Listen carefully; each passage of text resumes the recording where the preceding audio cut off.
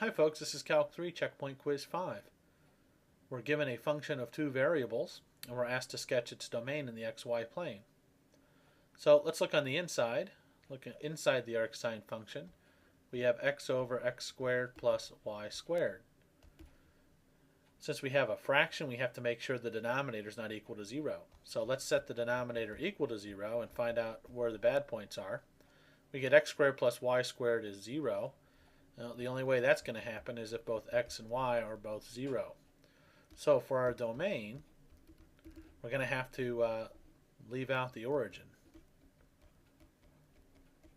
All right, so to keep the fraction happy, we can't be at the origin, and we've seen that before. Now let's look at the arcsine. What is the arcsine? Well, the arcsine takes a real number and gives you back an angle whose sine is that real number. Since the range of the sine function is negative 1 to 1, the domain of the arcsine is from negative 1 to 1. So to finish this, we need to set the argument of the arcsine function between negative 1 and 1. Now, to get going on this, we already know from before that xy can't be 0, 0. And if xy is not 0, 0, then whatever we have for x and y makes this denominator positive.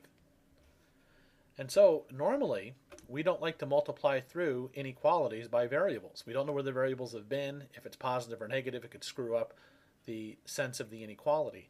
But since we know this is always going to be positive now, we can go ahead and multiply through to clear out the denominators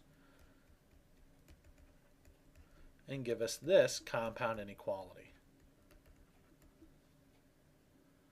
And now the question is, how do we handle this? Well, we go back to the definition of compound inequalities. This is shorthand for this less than or equal to x and x less than or equal to this. And so what we'll do is we'll solve this compound inequality, this nonlinear inequality, and we'll solve this nonlinear inequality, and then we'll take the overlap or intersection of the two solution sets. So let's start off with this one. Distribute through the negative. We'll gather everything on one side and 0 on the other, which is how we typically solve a nonlinear inequality. So to make sense of this geometrically, I've got a circle going on here, and to see that better, I'll go ahead and complete the square. So I'm going to take, I've got x squared with a leading coefficient of 1, so all I need to do then is take half of this leading coefficient, and that's what's going to be my perfect square. So it's going to be the quantity x plus a half, quantity squared, plus y squared. And by doing that, I'm going to have to square this out. I would get x squared plus 1x plus a quarter. So if I'm going to add a quarter to this side, I need to add a quarter to this side. And that gives me this. So this is an equivalent inequality. So let's look at where x plus a half squared plus y squared actually equals a quarter. So hopefully you recognize that as the standard equation of a circle. The center is at negative 1/2, 0, and the radius is the square root of 1/4, which is a half.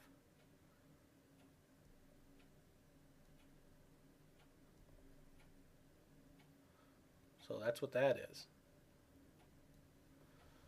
But I want the points where this is greater than or equal to 1/4. So greater than means we're going to be looking at the points outside the circle.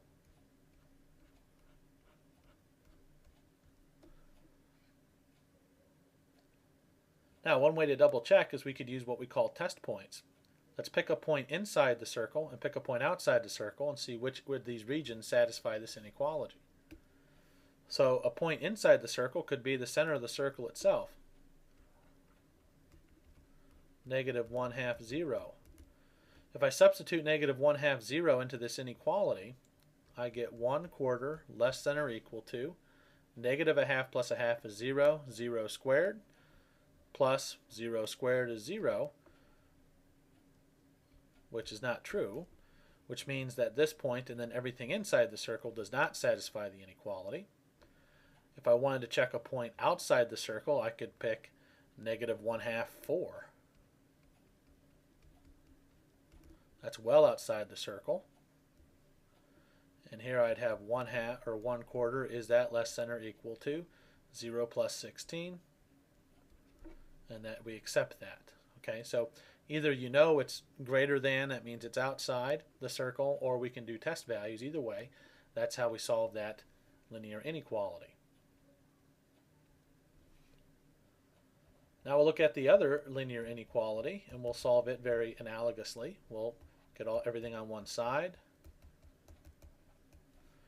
When you complete the square here, it's virtually the same as what we had on the previous inequality,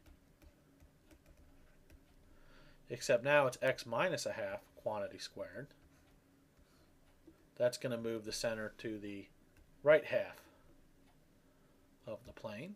So I still have center at 1/2, radius 1/2. So there's the circle, and as before, it's everything outside the circle.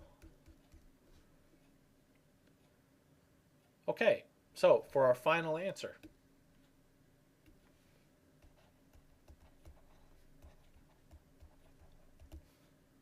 I'll try to sketch this as best as I can. We know we don't have the origin, so we're going to leave him out. So we'll put a little circle there to indicate that, and we'll draw our domain in blue here. And then we have our circle over here,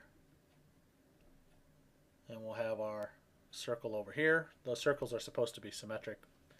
I apologize. We want everything on the outside of this circle, which is also outside of this circle.